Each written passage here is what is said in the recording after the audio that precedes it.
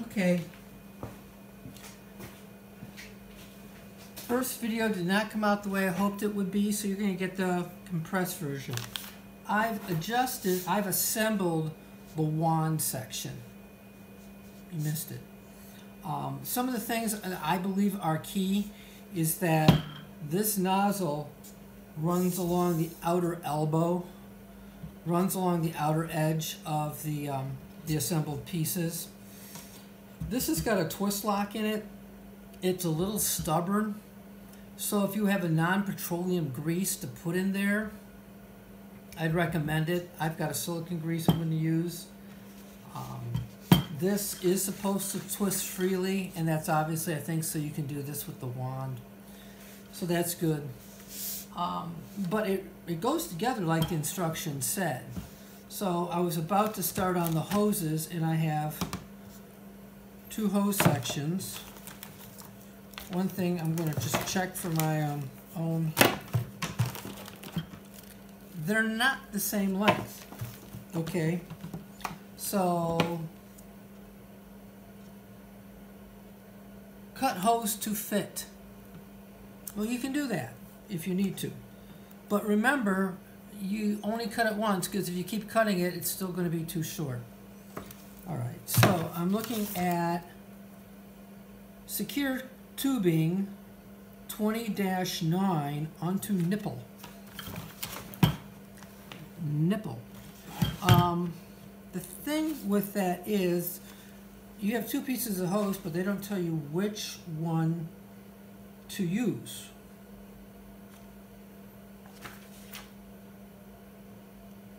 There's 20-9 and 20-11. This is 20-9. So I'm going to presume, no, I'm not presuming, squat.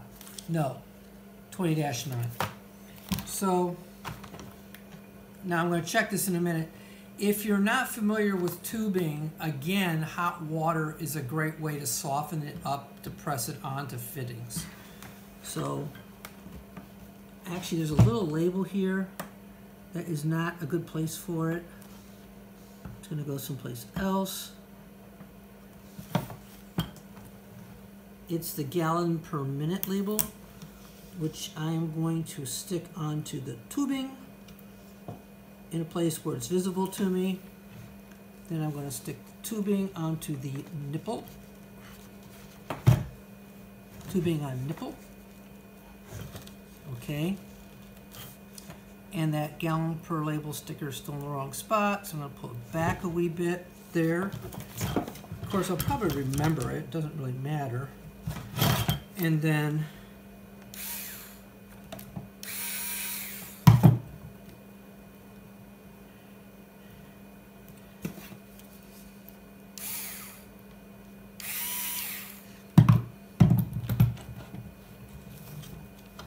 yeah, my little Hitachi electric screwdriver here is, again, one of those fantastic little deals you get on the internet. You're going to be adjusting this by hand. You don't want this on the top. It's going to hurt you. So I'm actually going to push it off to the side as much as possible where I can still get to it.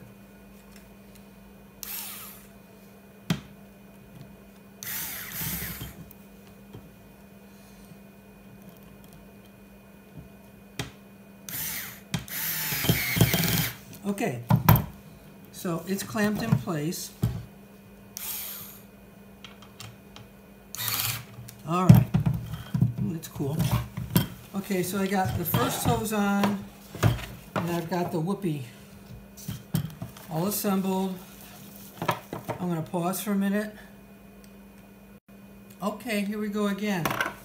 Now we're going to put the throttle control and the Whoopie valve on. I made that term up, Whoopie valve.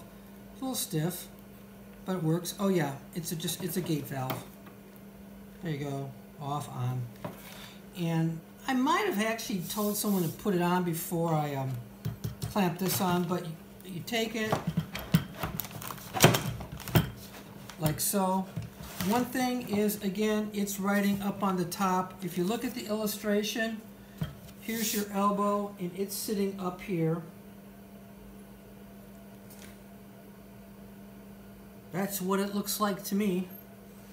Your results may vary. Remember this? This is attention part 20-12A bolt and nut for handle.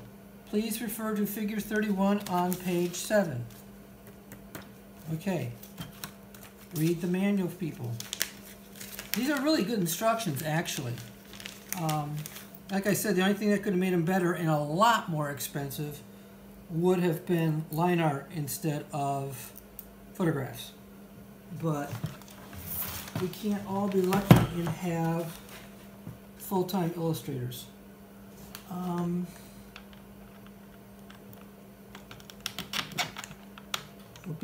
You're going to see something here. You've got a small one here. It's like just a single small hole in a washer. That head matches up.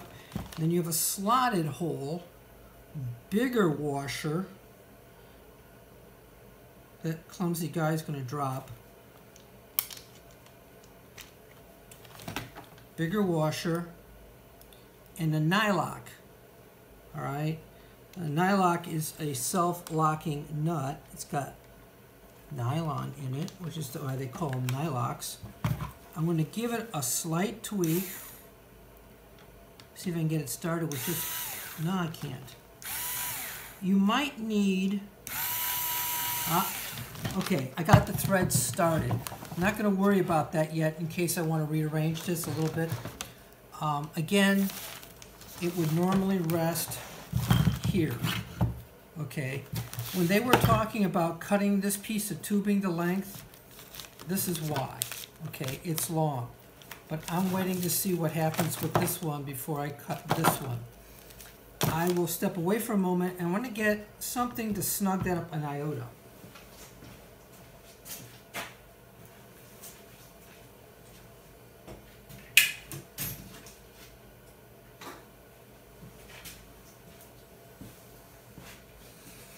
If I was being really fancy, I'd use nut drivers, but I have just a pair of needle nose that I can get a grip on it.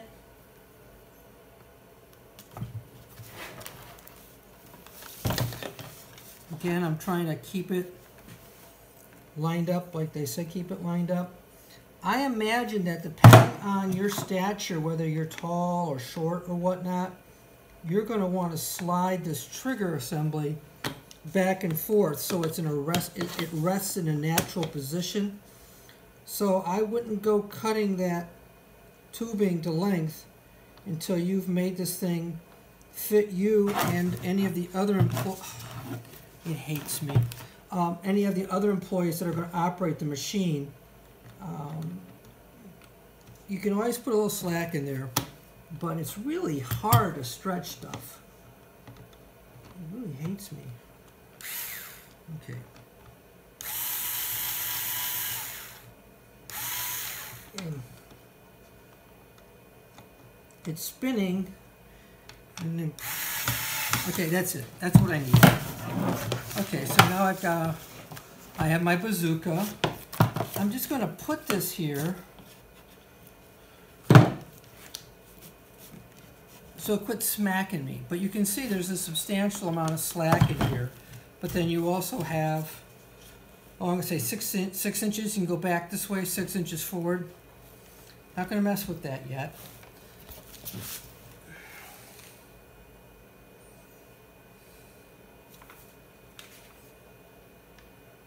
What they don't tell you in black and white here is that this goes onto there. You probably figured that out by now, you know, intelligent, observant, mechanically inclined people that you all are. So, once again,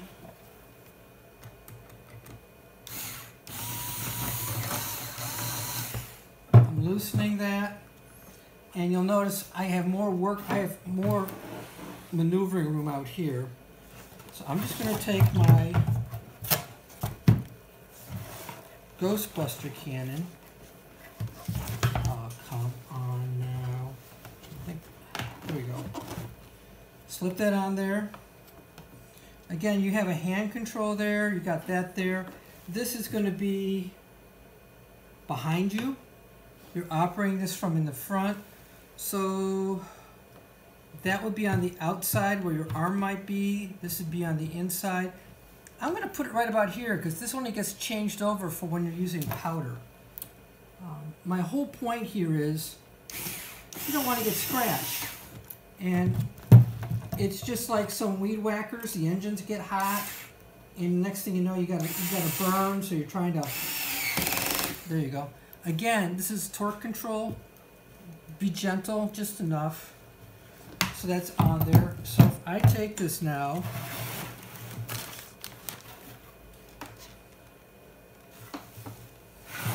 Scary, huh? Okay. So if I'm wearing it and I've got this here, I can twist this to meet my ergonomic pleasure. All right, and I've got this going on up here, so I can rearrange things a bit. It certainly is long. Whether or not I want to take that and bring it back here, it's not really a choice because there's those pins here. So more research is necessary. Looking at the manual, I've got this other piece of tubing, and that other piece of tubing appears to be used for powder. So you're not going to want to throw that in there right away because it's not 20-9, that's this one. 20-9, this is, okay, this is, you hang on to this. Scrunch there. No parts left over. I'm very proud of that because I don't think this is a leftover at all. Looking through the rest of the instructions. Tells you how to operate it. Tells you how to do the dry mix. I'm going to ask myself, in that package with 20.9, and there's a parts diagram in the back, it might be spare tubing because there's always a few of us who mess up, right? Maybe. I know there's a picture back here. Parts. Not you, not you. There we go.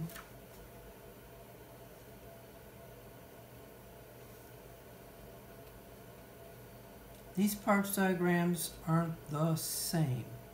These are actually replacement parts diagrams, which are cool. So,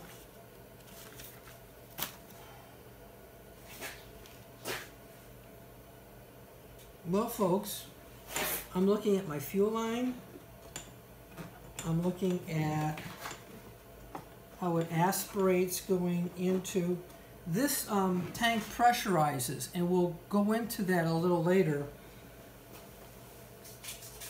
This piece of paper gives you the walkthrough, and if you buy one, you'll get one, but I'll put it up on screen.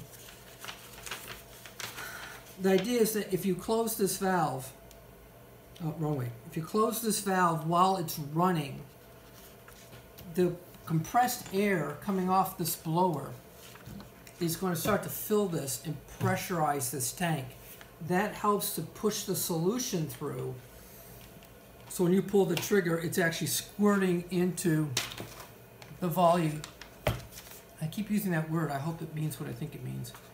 And getting out. Otherwise, it's strictly gravity feed, which probably isn't enough. And it doesn't look like there's enough of a venturi to cause like a Bernoulli or whatever to draw it out. So, well, anyway, you can see it didn't take me that. It took me longer to say hi to you guys than to put it together. So I'm going to pack it on me, and maybe I'll shoot a little video of idiot me trying to wear it. And I'll be right back. Okay, one other thing, fueling. Obviously, the gas goes in here. Read and understand fuel mix. This is a 2-cycle. It runs 50-to-1. Use fresh gas. It does not have on it a fuel shutoff valve. They're always nice. I don't see it. Some folks have mentioned it, but there have been different models of this. I took off this because I was looking for it. But what you need to know is that the primer bulb is right here, behind the 2 fuel lines. One's the feed, one's the return. Behind the 2 fuel lines is the little primer bulb. You're going to need to prime the carburetor until that bulb fills with fuel. Otherwise, it's not going to start. Here's your choke control. If you look on the cover, he backs up, he pulls the cover out. It tells you up as choke is on.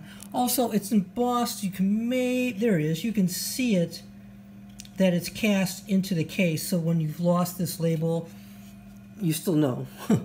But choke on. And read the manual. It's got nice compression. I don't recommend having someone start it while it's on your back on account of if you got the weight in it, you just might throw your back out. You don't need that. Start it on a surface.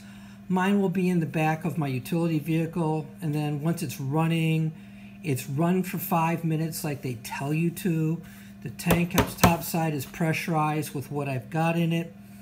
Then I will put it on my back and go out and save the world with it, or Ghostbusters.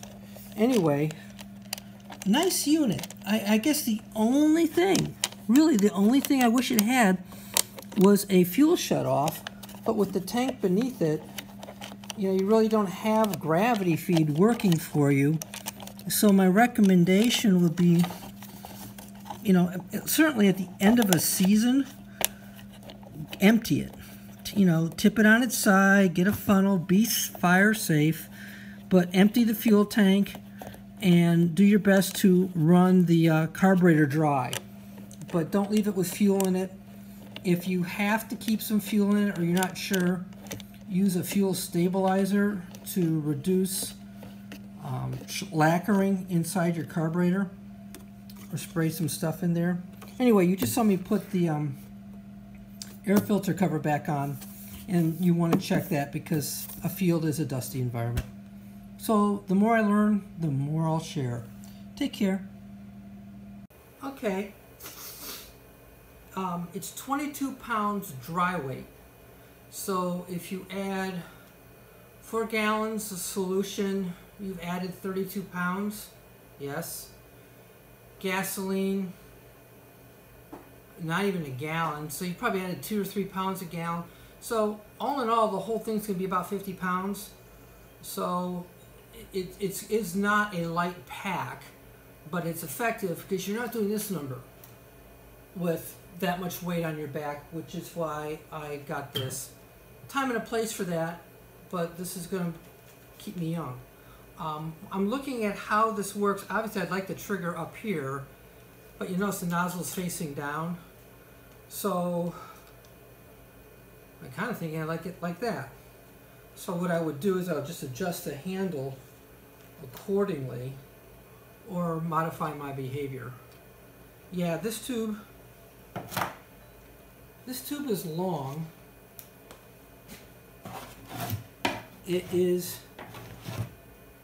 It appears to be, it's a that's a 10 millimeter tube, and this does not have dimensioning on it.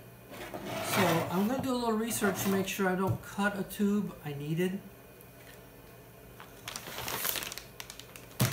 This will be for another day, but if you put powder in here, the air that's compressing the system is going to keep the powder fluffy and then help you draw it down through the tube into the blast-o-matic. Something, if you've never dealt with things in motion, you can develop a lot of static electricity, and that's going to cause the material to cling inside of here, which you don't want. And frankly, you could get a zap when you didn't want one. So don't ignore the grounding wire that they give you to run inside the tube to help to deal with the static. That's kind of like, from experience, such a big deal. That's it so far. I'd rather put fresh. I have the right kind of 50-to-1, but it's from last year. I have a portable field generator that just puts up with anything. I'm going to put it into that tank, and I'm going to get some fresh. I use synthetic lube in my chainsaw. I'm going to start this off with that. I've had really good success with synthetics. Here's high. We talked about that a little bit. You know, if I'm just letting it idle and then I just want to give it a gust, I can do that. But if I'm really working, slide it up. Here's your kill switch. It's in the run position, which they have the Roman numeral I, but we know they meant 1 and O. Here's your kill switch. Read the manual. It says let it idle down, let it cool down before you shut it down. That's like a big deal on any engine. If you've been working it really hard, let it cool down before you shut it down, because the air that it's blowing and whatnot is also cooling the engine. Maybe you can see a little bit of what I was talking about wanting something to hold this across my chest. And I just, you know, might get a belt and buckle. Something. Because the way this is going to happen is this is going to get filled on the back of my utility vehicle, and chances are I'll be using another tank with the solution in it, and then what I'll be putting in here will just be solution. So anyway, it has all the right parts and pieces. I wasn't missing anything. Nothing's missing. Everything kind of went together very nicely. I like the construction. I like that this is right. The real shutoff valve is here. You have a flow control here. I imagine that if you wanted to get a little fussy, you could tweak this a little bit to get between ranges up here. I know why this is here. I wish it was back here, but I get that. So anyway, Invatech Italia, model 868, Mr. Duster Blower. It suddenly dawned on me they didn't mean Mr. Duster as opposed to Mrs. Duster.